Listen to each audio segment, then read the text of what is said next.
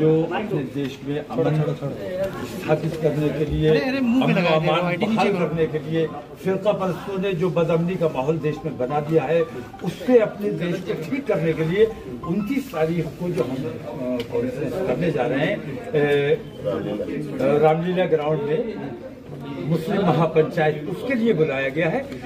आजाद nation news, पैनी नजर, हर खबर।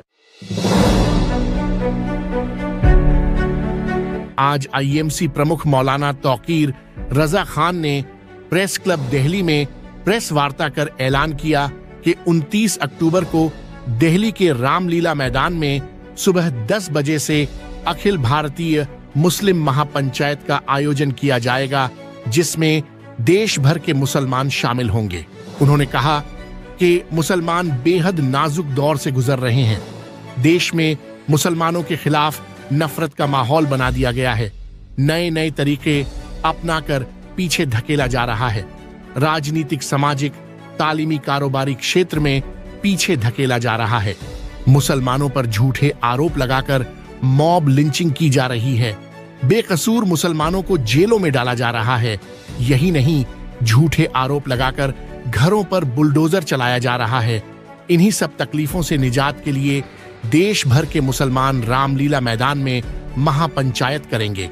मौलाना ने कहा कि इस महापंचायत में मुसलमानों के साथ देश के हर मजलूम की आवाज को उठाया जाएगा। उन्होंने कहा कि इस महापंचायत में शामिल होने के लिए देश के मुसलमानों को देश के मुसलमानों की तरफ से दावत दी जाती है। अपनी आवाज बुलंद करने के लिए दिल्ली के रामलीला मैदान में आयोजित महापंचायत में शामिल हों। उन्होंने कहा कि जुल्म के खिलाफ संवैधानिक रूप से महापंचायत में इत्तेहाद का पैगाम देते हुए सभी वर्ग के लोग शामिल रहेंगे। आईएमसी मीडिया प्रभारी मुनीर इदरीसी ने बताया कि इस महापंचायत को वी द इंडियन मुस्लिम, हम भारत के मुसलमान नाम दिया गया है। इसमें देश भर की छोटी बड़ी सभी खानखाहों के जिम्मेदारान, सामाजिक कार्यकर्ता, बुद्धिजीवी वर्ग के साथ सेकुलर सोच के लोग शामिल रहेंगे। महापंचायत का आयोजन आईएमसी प्रमुख मौलाना तौकीर रजा खान के संरक्षण और सुप्रीम कोर्ट के जाने माने वकील महमूद प्राचा की देख में होगा। दिल्ली प्रेस वार्ता में महमूद प्राचा, डॉक्टर नफीस खान, डॉक्टर जर्रार, मुनीर इदरीसी शामिल रहे। मुस्लिम महापंचायत के अलावा मौलाना तौकीर रजा खान ने इजराइल और फिलिस्तीन के युद्ध के बारे में क्या क्या कहा, उनकी जुबानी सुनिए। कैसे देखते हैं पूरे मामले को? आज असल में हम जो अपने देश में अमन स्थापित करने के लिए, बहाल करने के लिए फिरका परस्तों ने जो बदअमनी का माहौल देश में बना दिया है, उससे अपने देश को ठीक करने के लिए 29 तारीख को जो हम कॉन्फ्रेंस करने जा रहे हैं रामलीला ग्राउंड में मुस्लिम महापंचायत, उसके लिए बुलाया गया है। बाकी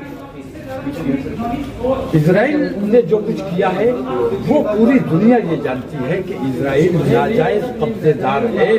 उसने नाजायज कब्जा किया हुआ है। वो शरणार्थी की हैसियत से गया था और फिलिस्तीनियों ने उसकी, उन लोगों की मदद की थी, नरेंद्र मोदी हमदर्दी की थी। तो ये नाजायज कब्जेदार है और ये वहाँ के लोगों को मार मार के उनकी जमीनों को छीन रहे हैं। लेकिन फिलिस्तीन अगर अपने हक और जमीन की बात कर रहा है तो दुनिया उसे आतंकवादी क्यों कह रही है? नरेंद्र मोदी जैसे लोगों की अक्सरियत है पूरी दुनिया में। अक्सरियत नरेंद्र मोदी जैसे जालिम लोगों की है। जालिम हमेशा जालिम का साथ देगा, मजलूम का साथ कभी नहीं देगा। जी, लेकिन सर वैसे तो अगर जो वेस्टर्न मीडिया की बात की जाए, अमेरिका और ब्रिटेन जैसे लोग, वो भी इजराइल के पूरी तरीके से समर्थन में है।